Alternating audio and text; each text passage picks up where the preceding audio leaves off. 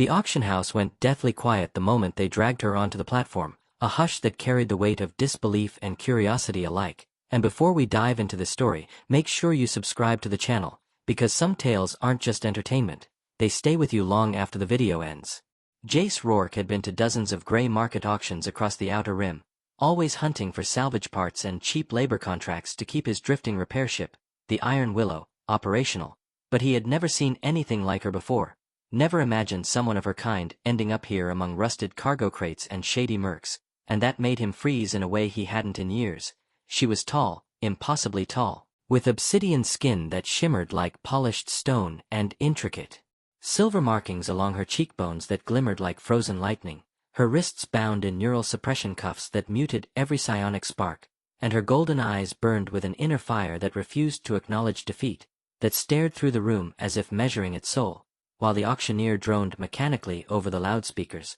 Lot 53. Valanthia female. No documentation. No verified lineage. Sold as is. Opening bid, 10 credits, and the murmurs rippled through the crowd like a storm of disbelief, because 10 credits for a Valanthia, an alien royal, a creature capable of ruling worlds, was absurd, laughable, almost sacrilegious. Yet when a hulking Dravos slaver raised a hand to counterbid, the word came out of Jace's mouth before he even thought, as if pulled from some buried part of himself that hadn't felt alive since the loss of his daughter aboard the Celestial Dawn. 3 years gone now, and, he said firmly, 12 credits, and the alien's 6 eyes narrowed, confusion mingled with contempt, and repeated the warning. Human, you don't want this one. But Jace only said again, 12 credits, and the auctioneer, bored and disinterested, confirmed the sale, transferring a simple biometric chip into his hand, the proof that she now belonged to him. And as he walked to the platform, he met her gaze for the first time,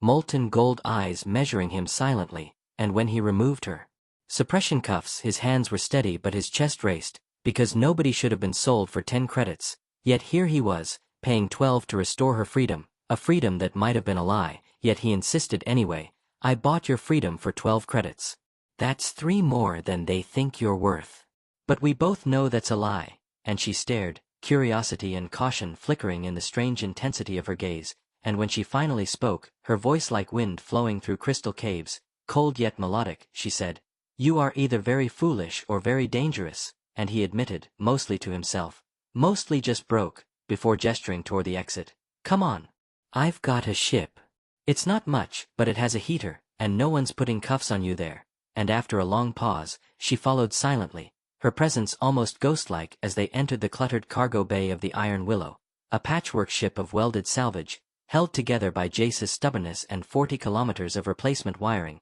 And as she stepped into the narrow quarters, he pointed to a cot and a screen. "Crew quarters. Not much, but yours." And when she asked, carefully, if he slept there too, he admitted he did, in the cockpit mostly, and they shared the first simple meal of protein paste and rehydrated vegetables in the silence that had become familiar between them, silence that spoke louder than words, before she finally offered her name, Veilara, and he introduced himself, Jace Rourke, extending the old human custom of a hand, which she hesitated over before placing the tips of her fingers lightly against his palm, the touch fragile yet grounding, and the journey began, 3 days passing in quiet observation, the way she moved, the way she watched him as though trying to solve an impossible equation, until she commented, without accusation, "You were a soldier," and he admitted his service had ended years ago, his true scars hidden under calm routines and mechanical work, and when she realized he had named his ship after his daughter lost in a raid that had destroyed his past, she spoke softly. "Then you save others instead," and he said only, "I fix things. That's all." And over time, their conversations grew, revealing the horrors she had endured, a former princess of the Valanthia ascendancy, betrayed by her own bloodline, tortured by her brother, stripped of rank, sold as nothing, her silver markings the map of suffering, yet through it all, she had survived, refusing to bow, refusing to break, and Jace felt a strange kinship, a recognition in loss and resilience. And when she asked why he helped her, he simply replied, "I want the water recycler to work, and I want to not eat dinner alone every night." A lie and yet a truth both, and slowly, Veilara's walls cracked, allowing small gestures of trust and warmth, brushing tools, shared meals, quiet companionship, fingers almost touching as they repaired the ship together, learning to exist alongside one another without the weight of titles or past traumas. until 3 weeks later on a routine supply run, the threat arrived. 3 sleek Valanthia warships,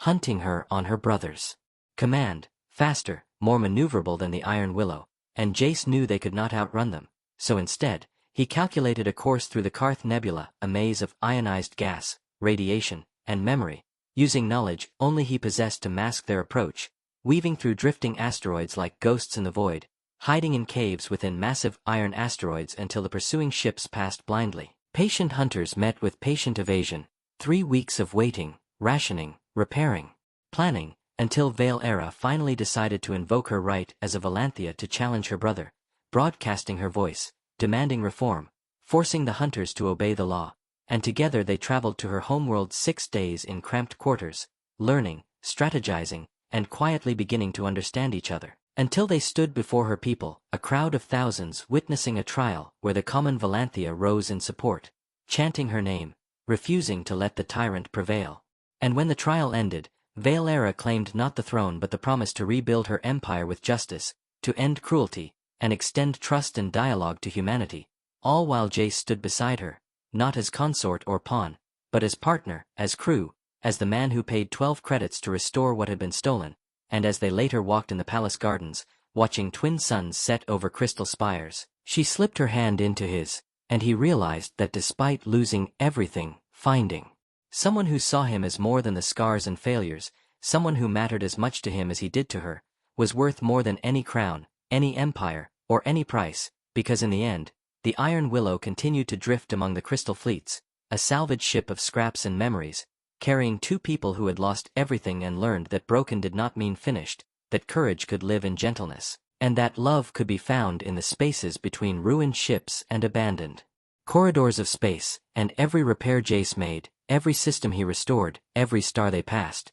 reminded him that the most important thing he ever fixed wasn't a machine, it was Veilara herself, and she had fixed him right back.